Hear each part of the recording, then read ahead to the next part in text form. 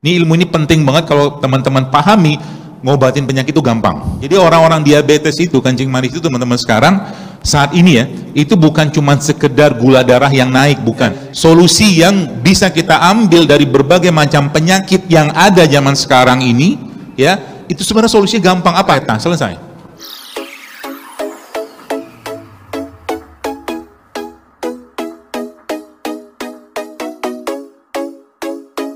Mungkin dalam suatu kajian itu saya pernah jelaskan bahwa salah satu masalah di umat saat ini atau masyarakat secara umum adalah lonjakan gula saat mereka setelah mereka makan karbohidrat olahan, tepung kayak begitu lah misalkan. Habis makan itu lonjak dia, ya, dan itu akan menimbulkan satu masalah baru, ya, bukan cuma sekedar gula darah yang naik, tapi masalahnya nanti adalah sensitivitas insulin yang menurun. Baik, saya jelaskan dulu yang ini biar paham. Di Jepang, teman-teman sekalian, ada, kalau pagi-pagi itu, ya, sana kan ada KRL. Nah, KRL Jepang itu di depan pintu KRL itu biasanya ada namanya petugas pengatur penumpang. Kerjaan dia ngapain? Itu ditugaskan oleh perusahaan kereta api di sana untuk ngedorongin orang masuk. Ya, karena padatnya luar biasa KRL di Jepang pada saat pagi itu. Ini ilmu ini penting banget kalau teman-teman pahami, ngobatin penyakit itu gampang kalau tahu ilmu ini. Oke? Nah, dorong sama dia masuk itu. Sebanyak-banyak orang, yang penting masuk, pintunya tutup. Ya, ada penumpang di situ komponennya, ada petugas pengatur penumpang, ada gerbongnya. Gitu, paham ya? Ada petugasnya, ada penumpangnya, dan ada gerbongnya. Pertanyaan saya sekarang, bisakah petugas ini letih sampai dia nggak bisa dorong lagi? Pasti bisa kan? Ya, pasti bisa. Jadi artinya petugas itu akan sampai pada satu titik dia nggak bisa dorong lagi karena kecapean. Nah, pertanyaannya, supaya petugas ini nggak kecapean, caranya gimana? Caranya gimana? Kalau tahu saya kasih hadiah buku. Supaya petugas nggak kecapean, bagaimana caranya? Bagaimana caranya? Tapi idenya, yang pertama harus sedikit ada gila-gilanya sedikit. Idenya, awak. Kalau biasa-biasa aja, saya nggak mau. Supaya tidak capek, jangan banyak penumpang, Pak. Itu biasa idenya. Saya. Biasa. Tapi tidak apa-apa lah Pak, Bapak dapat buku lah Pak. Muka Bapak sudah mupeng soalnya, mupeng. Walaupun tidak cukup gila Pak, tapi nggak apa-apa Pak. Tapi udah buku Pak. Silakan, barakallah. Ada yang menjawab? Ya. Biasalah itu Bapak. Itu udah seatnya memang. Kayaknya mau buku juga dia itu kasih lah.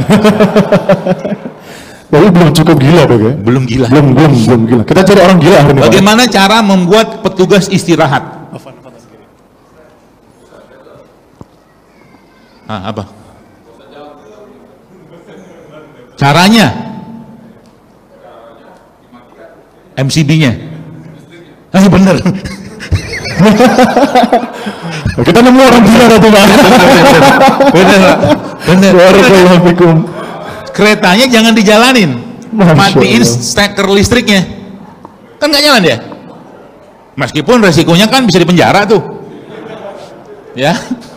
Tapi benar, itu dalam kaidah benar tadi. Jadi jawaban tadi sebenarnya bukan saya mengatakan tadi matikan listrik tuh dalam kaidah tubuh kita benar. Apa matikan? Jangan dijalanin, puasa kan? Paham? Jadi supaya petugas istirahat, caranya gimana? Keretanya jangan jalan. Ya kan, matiin listrik. Tapi matiin listrik itu kalau bahasa kita kan mati kita. Bukan itu maksudnya. Artinya apa? Di sini keretanya itu benar-benar nggak beraktivitas, diem aja. Puasa itu kan begitu sebenarnya. Dalam bahasa kita nggak masuk apa-apa untuk mencerna makanan. Yang pertama itu. Yang kedua apa? Penumpangnya dikurangin. Iya kan? Supaya petugas nggak kecapean, penumpangnya dikurangin. Bahasa terjemahannya dalam keseharian kita apa? Oke, saya jelasin dulu. Petugas tadi adalah insulin, hormon, ya. Hormon insulin itu tugasnya apa? Memasukkan gula ke dalam sel. Jadi gerbong itu selnya kita. Jadi penumpang siapa? Gula kan? Makanan, terutama makan. Jadi petugas itu bisa keletihan kalau apa? Kalau gulanya terlalu banyak. Artinya kalau mau istirahat penumpang, ya. Kalau mau istirahat petugas, maka keretanya di stop atau penumpangnya dikurangi. Kalau bahasa sekarang namanya kalori restriksi.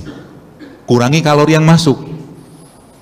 Gitu loh. Kenapa? Sebagian dari kita ya sudah cukup kalorinya. Maka ketika Anda sudah mulai mengurangi kalori tadi, petugasnya bahagianya luar biasa. Bahasa gula yang masuk ini sebenarnya bisa kita terjemahkan dalam bentuk apa? Dalam bentuk mengurangi karbo-karbo olahan. Karbo olahan itu contohnya apa? Ya gula pasir, kue-kuean yang berbasiskan tepung misalkan. Boleh makan boleh, tapi jangan banyak. Apalagi kalau Anda makannya karbo-karbo yang memang apa tuh namanya masih asli gitu loh. Bukan karbohidrat olahan kayak tepung, misalkan roti seperti itulah. Ya, boleh aja makan itu, cuman artinya apa? Kalau semakin banyak penumpang itu masuk berupa gula olahan tadi, maka akan semakin besar beban keretanya dan lama-lama petugasnya akan letih. Bahasa petugas letih ini sekarang dipakai. Jadi orang-orang diabetes itu, kencing manis itu teman-teman sekarang saat ini ya, itu bukan cuma sekedar gula darah yang naik, bukan. Tapi petugas yang letih. Bahasa kita adalah insulin resisten atau sensitivitas insulinnya menurun. Sehingga apa? Sehingga dia nggak bisa lagi memasukkan gula ke dalam sel. Tidak heran ya, sebenarnya banyak sekali solusi ya, solusi yang bisa kita ambil dari berbagai macam penyakit yang ada zaman sekarang ini ya. Itu sebenarnya solusinya gampang. Apa? Kurangi penumpang, istirahatkan kereta, selesai. Anda bayangkan pagi-pagi misalkan ya, ada orang makan nasi goreng misal. Kita itu bukan apa ya. Jadi kita menilai makanan itu sebenarnya isinya apa aja gitu loh. Pagi-pagi dia makan nasi goreng, plus juga dengan bakwan misalnya. Bakwannya 2, 3 lagi. Enak, micinnya banyak, misalkan lah gitu loh. Kemudian habis itu dia makan ada kerupuk juga di situ. Ya, lihat, 1 piring itu dia makan. Nggak cukup dengan itu, apalagi dia makan lagi misalkan, atau dia minum es teh manis atau teh manis. Isinya apa itu semua tuh? Gula semua loh. Anda lama-lama kan yang terjadi, capek kan petugas. Pagi-pagi dalam kondisi tubuh lagi bersih-bersihnya. Kenapa bersih? Karena malam Allah bersihkan. Kan malam Allah bersihkan tubuh kita. Jadi tidur itu caranya Allah untuk membersihkan tubuh kita. Makanya kalau orang susah disuruh berhenti makan, ya ada orang susah disuruh atau caranya Allah membuat kita berhenti makan, caranya gimana? Pertama sakit kan, lidah kita sensor terhadap makanan itu dikurangi, jadi nggak ada nikmat-nikmatnya gitu, dibikin puasa kita kan kebanyakan. Yang pertama itu, jadi sakit itu caranya Allah untuk membuat kita berkurangin atau mengurangi makan, itu yang pertama. Yang kedua apa? Tidur, ya kan? Yang ketiga apa? Kenyang. Jadi kalau kita udah ngerti kayak begini, kita bersyukur adanya sakit, adanya tidur, adanya kenyang. Kalau enggak tuh habis kita. Gitu loh, memahami ya. Jadi tadi kembali ke sensitivitas atau insulin resisten tadi itu. Jadi kalau kita bayangkan pagi-pagi Anda sudah mulai paham ya, mulai sadar tentang apa yang dimakan, maka moodnya pasti akan baik. Kenapa? Kalau petugasnya dibetulkan ya, atau diperbaiki tadi, tidak diberikan beban yang berlebihan, maka dia akan happy. Itu sebabnya kenapa Nabi SAW menjelaskan tentang bahasa puasa itu dengan bahasa kebahagiaan. Coba lihat hadisnya. Kebahagiaan orang yang berpuasa itu ada 2 kan kata Nabi kan? Karena semua yang berhubungan dengan menahan rasa itu, lapar tadi segala macam dalam bentuk puasa tadi, itu pasti menimbulkan kebahagiaan. Percayalah. Kenapa bahagia? Karena kita bisa memerangi hawa nafsu kita. Kan menarik kan? Yang luar biasa lagi, karena kita nih bawaannya pengennya makan terus. Siapa di sini yang diberi pilihan makan sama nggak makan, milihnya nggak makan? Nggak mungkin. Nggak mungkin, karena kita manusia. Kecuali malaikat kan? Malaikat nggak makan, nggak tidur gitu loh. Tapi kalau kita diberi pilihan makan sama nggak makan, pasti kita pilih makan, serius. Makanya kalau kita lihat, mohon maaf sekarang obesitas di mana-mana, solusinya apa? Puasa kan? Dan kita lihat itu sekarang karena dunia di dunia barat itu mereka nggak tahu tentang syariat puasa, maka mereka labelin dengan intermittent fasting. Seperti itu. Iya kan? Saya baca buku tentang intermittent fasting ini dan beberapa buku-buku rujukan yang lain itu, saya katakan ini orang sayang, ini orang nggak tahu. Dia bilang apa? Jadi ada polanya intermittent fasting itu, teman-teman sekalian. Hah? Udah selesai? Wah, alhamdulillah. Alhamdulillah. Ya, jadi dia bilang apa? Mulai dari pola, nanti kalau Ramadan mau Anda kerjakan bisa ini. Ya, jadi saya tidak mengutip itu sebagai, tentunya kita nggak menjadikan itu sebagai syariat, yang enggak banget lah. Tapi kita harus pahami bahwa syariat Islam pasti jauh lebih baik dari apapun, itu paham, itu pedomannya. Dia mengatakan ada model puasa 16-8, 16-nya puasa, 8-nya makan. Lalu naik lagi ada 18-6 sampai 24, kemudian 22-4 sampai yang 24 jam berpuasa. Nah, saya pernah ngitung teman-teman sekalian, Ramadan itu Masya Allah ya, lebih lama kita tidak makan loh daripada makannya. Coba kita hitung, kalau bahasanya itu feeding time sama fasting time, waktu berpuasa sama waktu makan. Mari kita hitung ya. Orang sahur, selama-lamanya orang sahur katakanlah setengah jam lah, udah cukup lah makannya, sahur ya. Habis itu kan nggak makan lagi tuh. Lalu dia makanlah waktu buka puasa. Kasihlah waktu katakanlah buka puasa tuh 15 menit atau setengah jam lah. Ya, setengah jam dia buka puasa, itu udah kenyangnya minta ampun tuh, nggak bisa ngapa-ngapain lagi tuh. Baru 1 jam kan, setengah sama setengah. Lalu habis tarawih, katakanlah tarawihnya luar biasa panjang. Misalkan 1 juz, misalkan 1 malam.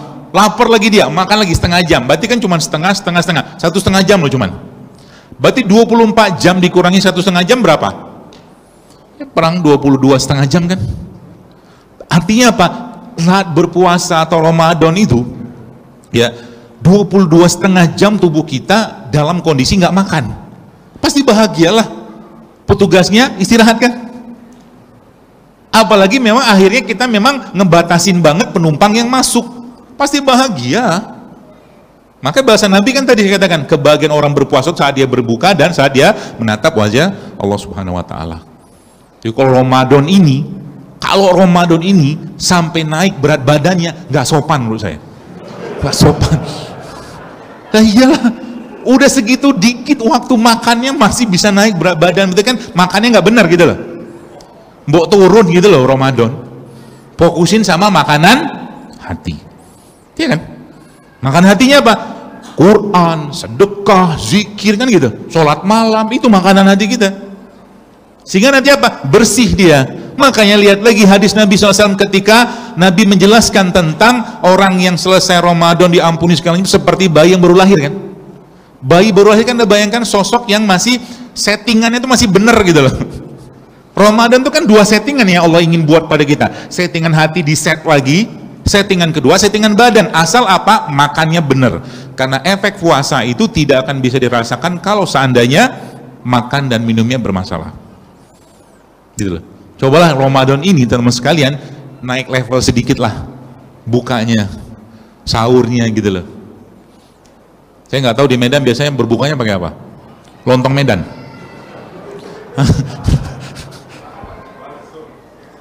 Lontong Medan tidak apa-apa, makan aja lontong Medan. Tapi masalahnya apa? Ya tadi nanti tarawihnya ngantuk, gitu loh. Kenapa? Lagi-lagi karbo masuk, gitu loh. Nggak ada serat, nggak ada vitamin, nggak ada enzim. Padahal, subhanallah, saya membayangkan Medan ini kan banyak sekali pangan atau makanan yang terbuat dari santan, betul nggak? Itu Bapak Ibu sekalian, subhanallah, kalau seandainya pihak takmir masjid ngasih tahu sama seluruh pedagang santan yang jual santan itu, tolong airnya jangan dibuang, air kelapanya. Oh itu keren itu, jauh lebih baik daripada air isotonik manapun, air kelapa tua itu dibuang-buang itu loh, buat cuci tangan abangnya. Kita buang, yang dimakan santannya, udah gitu dipanasin, jadi lemak lagi, makanya nggak ada cerah-cerahnya, wajahnya penuh dengan lemak dan minyak, gitu loh. Jadi bisa wajah itu cerah kalau apa yang dimakan itu benar, bisa. Ya, di luar memang kita bicara hati ya tentunya pastinya. Ya, seperti itu. Ya, jadi terakhir ya, toksin nih. Jadi kayak Ramadan, kayak puasa kayak begini kalau bisa kita manfaatkan itu Masya Allah. Ya, terus lagi yang kedua tadi mulai ya, kita mulai menata hati, meriset hati lagi. Ya Allah, kalau ada orang yang pernah tersakiti dengan kata-kataku, maafkanlah dia, ya Allah, aku maafkan dia. Banyak yang berhubungan dengan orang lain atau dengan diri kita. Kita mulai menata hati kita untuk apa? Punya kolbun salim, hati yang bersih, hati yang damai. Kan indah hidup kayak begitu. Ya, apalagi kita memang di Ramadan, apalagi mendekat Ramadan kayak begini, Bapak Ibu sekalian, itu Masya Allah. Ya, Nabi sampai katakan, Allah nggak butuh puasa orang yang masih fitnah, gibah, Allah nggak butuh. Maka mulutnya dijaga, hatinya pun dijaga, sehingga apa? Benar-benar bisa ngerasakan settingan awal seperti bayi baru lahir, kayak begitu. Barulah nanti ketenangan itu didapatkan. Ya, makanannya benar, hatinya benar, udah pasti tenang insya Allah. Ya. Sehingga apa? Seluruh aktivitas ibadah yang dia lakukan itu Masya Allah apa ya, memberikan getaran-getaran cinta itu dia. Ya, saya punya seorang teman yang kerjaan itu di Jakarta itu Masya Allah tiap hari bagi-bagi apa ya, sumbangan, datangin orang-orang di pemukiman kumuh sampai ke apa tempat pembuangan sampah itu dia kasih ya, entah sembako, entah makanan. Saya ngelihat orang ini Bapak Ibu sekalian, dia itu ngelihat orang susah aja menetes air matanya. Segitu luar biasanya hatinya terbentuk dari aktivitas kebaikan yang dilakukan. Ya, ngelihat tukang parkir, ngelihat apa gitu, pokoknya sesuatu yang apa ya, mungkin bahasa kita tuh heart touching, gampang banget netes. Tiba-tiba nangis,